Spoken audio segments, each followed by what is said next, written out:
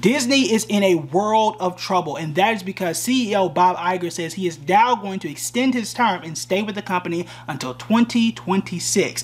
This is a concern for those who are buying the stock and considering owning Disney. Let's go ahead and break it down. Now, we're going to do a very quick history lesson here on Disney and who Bob Iger is and how he got here. Then we're going to go into the financials behind the stock. I'm also going to give you a little bit of context as someone who went to Disney World this year and what I thought about the company and what I've been telling people and warning people about the stock. That will be near the end of the video.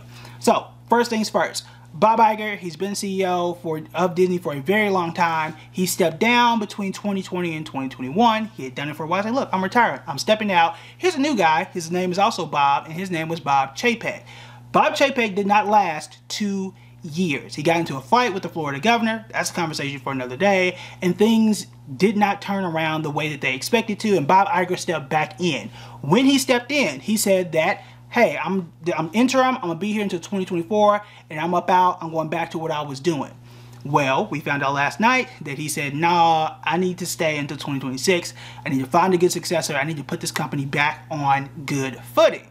Well, what footing are we talking about, right? How I thought Disney with, Mickey Mouse and ESPN, Disney World, Disneyland, all this stuff, I thought y'all were fine. Well, let's take a very quick look at how Disney has done since 2018. I'm just going to go over free cash flows, the money that you have in your hand after all the bills are paid. It's a very good indicator of whether or not a company is healthy. So get this, 2018, their free cash grew 12%. That's good.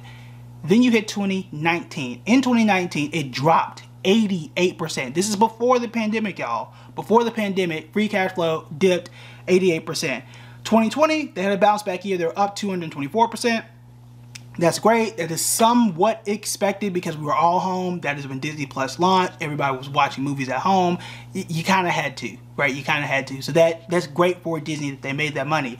That would be the last time that they would make money up until this point in time. They lost 44% in 2021, lost another 46% in 2022. This is one of the reasons why, if you're somebody who watches ESPN, you saw a lot of on-air talent that at least I grew up watching that got let go because the company is not making money and the product has been declining as well. When you look at some of the movies, take Disney Pixar's Elementals. That was a movie that came out early this year. That May slot, the first or second week in May when they release that big Pixar movie every single year, tends to be the hit spot. It was back when Toy Story was popping, right? Back when Pocahontas came out and all those great movies from the early 2000s came out. They all came out during that window.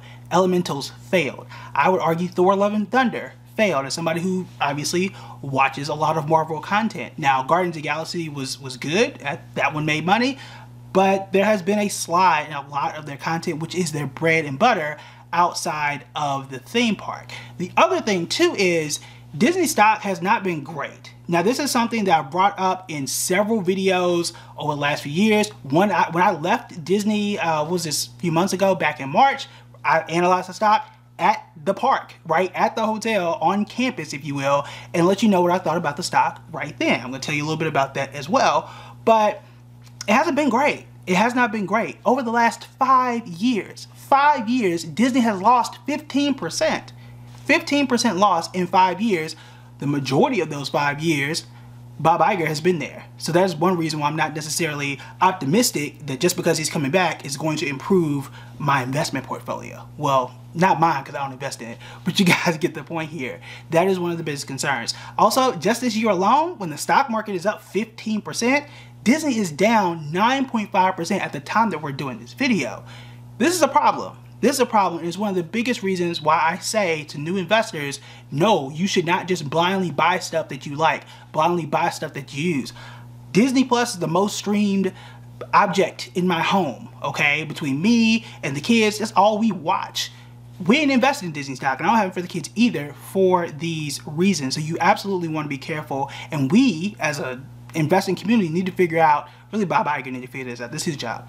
We need to figure out what is going on with Disney and how do they get things back on track. Cutting cost is one thing. That's only going to get you but so far. It might help on the next earnings report, things may pop just a little bit there, but long term, how are you going to start making better movies?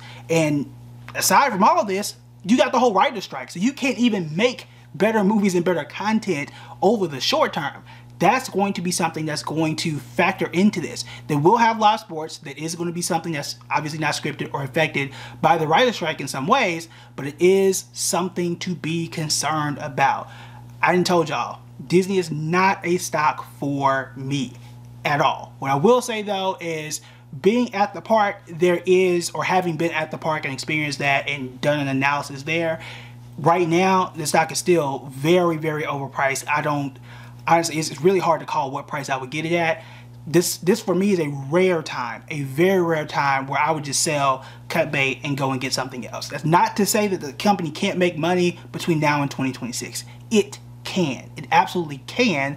The question is whether or not it's going to make more money than some of the other stocks that we've talked about, some of these other tech stocks, or some of these more boring companies like Costco. I will venture to say that between now and the next 2 years, almost any company is going to make a whole bunch more than Disney. So that is the way that I'm looking at it. And again, I went to the park, I consumed the content.